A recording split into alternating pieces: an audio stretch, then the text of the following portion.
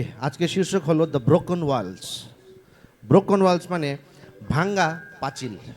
আমরা পড়ব নেহেমিয়া 1-2-3, যে জেরুসালেমের একটা পাঁচিল ছিল, ওই পাঁচিলটা দেখি আমরা। নেহেমিয়া 1-2-3-6। নহমীয় 1-2-3। আমার এক ভাই হনানি জিহুদা থেকে কয়েকজন লোককে নিয়ে এসেছিল এবং আমি তাদের জেরুসালেমে এবং সেই সব ইহুদিদের বিষয় জিজ্ঞাসা করেছিলাম যারা বন্দি দশায় নিজেরা রক্ষা পেয়েছিল। তারা আমাকে বলেছিল যে সমস্ত লোকেরা বন্দিদশা থেকে রক্ষা পেয়েছিল এবং জিহুদায় ফিরে এসেছে তারা ভয়ানক সংকট ও লজ্জায় রয়েছে। জেরুসালেমে প্রাচীর ভেঙে পড়েছে এবং দরজাগুলি আগুনে পুড়ে গিয়েছে। এখানে হানানিয়া নেহেমিয়ার কাছে, নেহেমিয়া ছিল রাজার কাপ বিয়ার, কি বলে জানি না বাংলায়, হ্যাঁ, মদিরা পান করার লোক ছিল নেহেমিয়াটা। নেহেমিয়া যখন শুনলো যে জেরুসালেমের দিয়ালগুলো সব ভেঙে দিয়েছে, শত্রুরা এসে সব পাঁচিলগুলো ভেঙে দিয়েছে, দরজাগুলো পুড়িয়ে দিয়েছে, আর এখানে নেহেমিয়া লেখা আছে যে নেহেমিয়া অনেক দিন খাবার খেলো না, আর উপবাস নিল আর প্রার্থনা করছে, প্রভু প্রভু বলে প্রার্থনা করছে। লেখা আছে যে ওয়ালটা ভেঙে গেল, কেন ভেঙে গেল? নেহেমিয়া 6-তে আমরা যদি পড়ি, 1-6। নেহমীয় 1-6। আমি তোমার দাস তোমার সামনে দিনরাত প্রার্থনা করছি ইসরায়েলীদের জন্য যারা তোমার দাস কৃপা করে তুমি এই প্রার্থনা শোনো ও উত্তর দাও। আমরা ইসরায়েলিরা এমনকি আমিও আমার পিতৃকুলের সকলে তোমার বিরুদ্ধে যে সকল পাপ করেছি তা আমি স্বীকার করছি। যা পাপ করেছি স্বীকার করেছি। নেহেমিয়া এখানে বলছে যে যেহেতু প্রভু আমরা পাপ করেছি, আমাদের পাপকে ক্ষমা করো। কোথায় থেকে আসলো? এখানে দিয়াল পড়ে গেছে, দরজাগুলো পুড়িয়ে দিয়েছে জেরুসালেমের, আর নেহেমিয়া বলছে প্রভু আমাদের লোকদের, আমার বাবার, আমাদের সমস্ত পাপগুলো ক্ষমা করে দাও। এটা বলছে না যে আমাকে দিওয়াল বানিয়ে দাও, পাঁচিল ভেঙে গেছে, ঈশ্বর প্রভু পাঁচিল বানিয়ে দাও বলছে না, পাপ ক্ষমা করে দাও। তাই পাপ আমাদের হৃদয়কে জেরুসালেম দর্শায়, পাঁচিলটা ঈশ্বরের একটা সুরক্ষা দর্শায়। আর যখন আমরা পাপ করি তখন পাঁচিলটা যখন ভেঙে যায়, আমাদের হৃদয়তে অনেক কিছু আসতে পারে, দুষ্ট আত্মা আসতে পারে। দেখুন, অনেক অনেক আগে একটা লোক আমাকে প্রশ্ন করেছে যে কি খ্রিশ্চানদের যারা যিশুকে গ্রহণ করেছে ওরা কি দুষ্ট আত্মা দিয়ে গ্রসিত হতে পারে বলে জিজ্ঞেস করেছিল। আর আমি বলেছিলাম হতে পারে না, কিন্তু ইনফ্লুয়েন্স হতে পারে। যেরকম এই ঘরটা আমি এক্সাম্পল দিলাম, ভাবো এই ঘরটা যে ঘর মালিক আছে ওনার ঘর, এই হৃদয়টা আপনার হৃদয়, কিন্তু এই ঘরে আমরা থাকছি তো, কিন্তু যদি ঘর মালিক বলে যে আমার ঘর থেকে খালি করে দাও, আমাকে যেতে হবে, ওরকমই এই ঘরকে আমরা দখল করতে পারবো না, কিন্তু থাকতে পারবো। তাই দুষ্ট আত্মা ঈশ্বরের লোকের ভেতরে থাকতে পারে, কিন্তু কবজা করতে পারে না, আপনার হৃদয়কে কবজা করতে পারে না। তাই আমি যখন সকালে, আমি এটা অভ্যাস আমার, যখন শাওয়ার নিই, চান করি, বুকে হাত রেখে প্রভু যিশু আমার হৃদয়তে যদি নানা রকম কোনো খারাপ ইমোশনস বা খারাপ দৃশ্য যদি কোনো মেমোরিতে আছে বা আমার হৃদয়তে আছে, কোনো রকম খারাপ আত্মা যে আমাকে বিরক্ত করছে, ওই আত্মাকে যিশুর নামে এক্ষুনি বেরো বলে আজ্ঞা দিচ্ছি। ঘর খালি করো, হৃদয় খালি করো, এইভাবে প্রার্থনা করতে হবে। আপনারাও নিজের লাইফকে দেখুন, এই সপ্তাহ থাকবো না আমরা, আপনারা নিজের হৃদয়কে নিজে চেক করুন, এই পুরো সপ্তাহ নিজেকে চেক করুন, নিজের হৃদয়কে, আর দেখুন যে কোথায় শত্রুগুলো ঢুকে আছে বলে, বুঝলেন তো? কারণ নেহেমিয়া এখানে প্রার্থনা করে যে প্রভু আমাদের পাপ ক্ষমা করে। পাপের জন্য ওই জেরুসালেমের দিওয়ালটা শত্রুরা ভেঙে দিয়েছে, ঈশ্বরের সুরক্ষা ছিল না জেরুসালেমে, তার জন্যই তো, তার জন্য ভাঙলো। ওরকমই যদি আপনার জীবনে পাপ আসে না, সঙ্গে সঙ্গে ঈশ্বরকে ক্ষমা চান, যত হয় পাপ থেকে দূরে থাকুন, দূরে। আমি অনেক আগে বলেছিলাম যে কাক আমাদের মাথায় উঠতে পারে, পাখিগুলো উঠতে পারে, আপনি রোকতে পারবেন না। কিন্তু যদি আপনি কোনো জায়গায় গিয়ে এভাবে দাঁড়িয়ে বসুন তো, ওই কাক আপনার মাথায় এসে নিজের ঘর বানিয়ে নেবে, কিন্তু আপনি ওটাকে বানাতে দেবেন না। কাক উঠতে পারে, উড়ুক, পাপ আসবে যাবে, টেম্পটেশন আসবে যাবে, কিন্তু বসতে দেবেন না। ইয়াং ছেলেরা মেয়েরা যখন আপনার রিলসগুলো দেখেন, এই দেখেন, টেম্পটেশন আসবে, প্রলোভন আসবে, কিন্তু পাপ করবেন না। আসবে, ওটা আসবে, পুরো জীবনই আসবে। ওটা বাইবেলে লেখা আছে, এই যে লাস্ট উইক বলেছিলাম যে আমার উপরে পরীক্ষা তোদের উপরে আসবে না, আসবে। যিশু যা যা ফেস করেছে আমরাও সব ফেস করব। যিশু মৃত্যু ফেস করেছে, আমরাও মৃত্যু ফেস করব। যিশু মরার থেকে উঠেছে, আমরাও মরে উঠব। যিশু স্বর্গে আছে, আমরাও স্বর্গে যাব। যা যা যিশু গেছে ওই সমস্ত জিনিস আমাদেরকেও যেতে হবে। যিশু পরীক্ষা থেকে গেল, ইয়েস, যিশু ঈশ্বরের কাজ করে ক্লান্ত হয়ে গিয়ে নাওকার মধ্যে শুয়ে পড়লো, আমাদেরকে ক্লান্ত হতে হবে। আজকে ঈশ্বরের কাজ করে আসলাম, কত আরাম লাগে ঘুমোতে। ক্রিসমাস এই যে ইস্টার টাইম, তাই না বাবুদা? এখানে লাগাচ্ছে, ওখানে লাগাচ্ছে, মালা দিয়ে এখানে করছে, জমিস দিয়ে এখানে, তারপর ঘরে গিয়ে যখন ক্লান্ত হয়ে শোন, ঈশ্বরের কাজ করে ক্লান্ত হয়ে যখন শোন, আপনি যিশু মতন করছেন। Praise the Lord. তাই আমরাও যিশু মতন হই। কারণ দাউদ বলে যদি আমরা পড়ি নীতিবচন প্রবর্বস 4:23 লেখা আছে, কিপ দাই হার্ট উইথ অল ডিলিজেন্স লেখা আছে, পড়ো। হিতোপদেশ 4:23, সর্বোপরি তোমার হৃদয়কে পাহারা দিয়ে রাখো, কারণ তুমি যাই কিছু করো না কেন তা সেখান থেকেই প্রভাবিত হয়।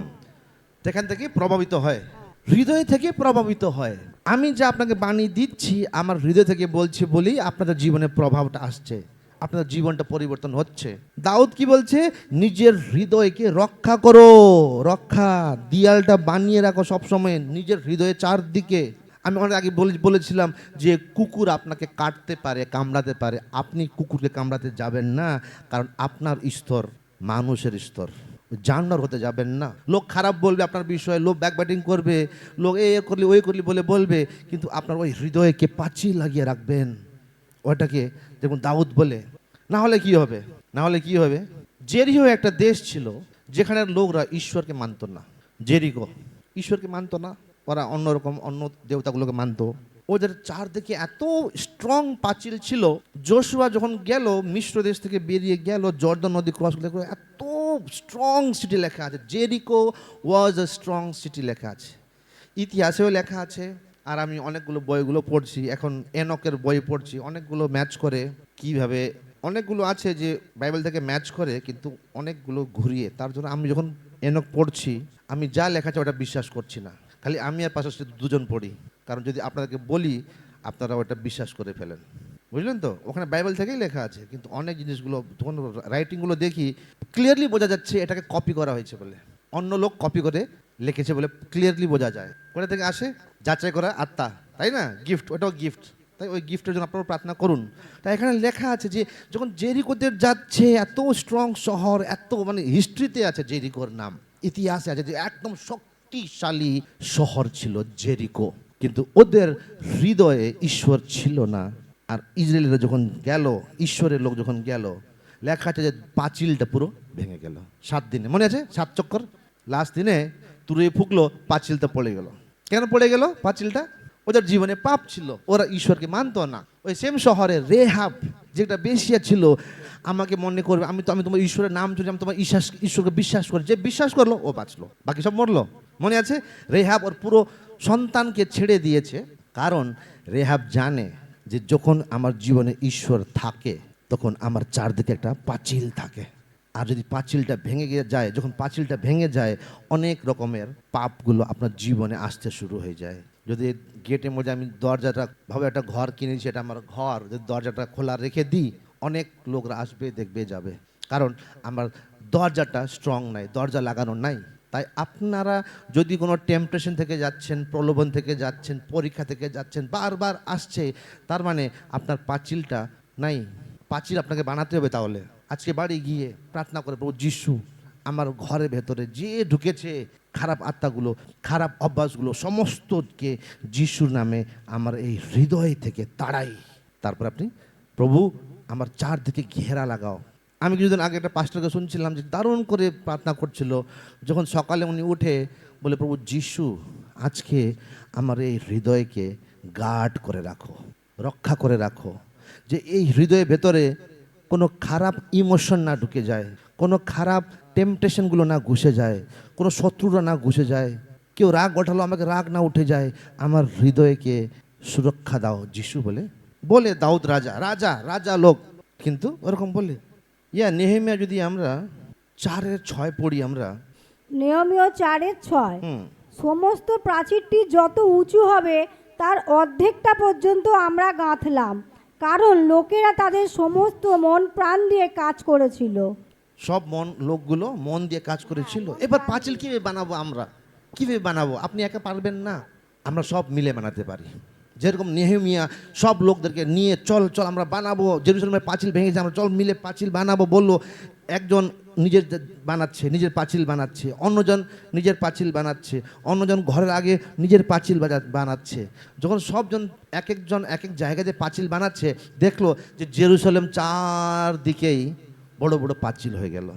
তাই আমাদের সবাইকে, তুই নিজের পাঁচিল বানাবি, তুমি বানাবে নিজের, তুমি লোক সব আপনার হৃদয়ে তোমরা বানাও। আমরা এই শহর মতন হই না স্ট্রং, আমরা ওই চার্চ হই না যেখানে প্রলোভন আসতে পারে না, যেখানে তোমার খারাপ জ্ঞান আসবে না। আমাদের পাঁচিলটা স্ট্রং বানাতেই হবে। বলছি আপনারা সবাই নিজে নিজে, যেরকম নেহেমিয়া সবাই লেখা আছে যে এখানে নেহেমিয়া 4:6 আমরা দেখি একতা দেখি, সবাই নিজের নিজের জায়গার পাঁচিল বানাচ্ছে।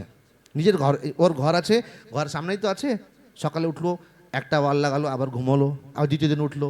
এবার ও ওই ঘর থেকে জেরুজালেম, মানে অনেক বড় জেরুজালেম, মানে অনেক কিলোমিটার আছে জেরুজালেম। ও সকালে উঠবে, এখান থেকে ওই জায়গা পৌঁছতে পৌঁছতে বিকেল হয়ে যাবে। কখন দেয়াল বানাবে ও? ইয়েস, সকালে উঠলো, চুকলো, দেয়াল বানাও, আবার দেয়াল লাগাচ্ছে। দেয়াল বানাতে বানাতে একটু বাথরুম যাবে, বাথরুম গিয়ে আসছে। যদি ওখানে বাথরুম লাগে, কোথায় আসবে বাথরুম করতে, তাই না? বাথরুম ধরতে অনেক, যারা লেডিসরা বা জেন্টসরা মার্কেটিং করতে যান, আপনারা জানেন, মার্কেটে খুঁজবেন, মার্কেটিং করতে করতে হঠাৎ গুড়ু গুড়ু গুড়ু করলো, তারপরে যা মুখটা না লাল টমাটোর মতন হয়ে যায়। কোথায় আছে রে বাথরুম, দাদা দাদা দাদা? যদি নাই, তাহলে কোথায় অন্ধকার জায়গা আছে, কোথায় গল্লি আছে, হ্যাঁ তুই এখানে দাঁড়া, হ্যাঁ গার্ড করবি, হ্যাঁ কেউ না দেখুক, হ্যাঁ ঠিক আছে বসলাম। তার জন্য ওই লোকরা কী করছিল, বাজার করতে না গিয়ে ঘরের মধ্যে বসে ঘরের সামনে দেয়াল বানাচ্ছে। অন্য লোক নিজের ঘরে দেয়াল বানাচ্ছে।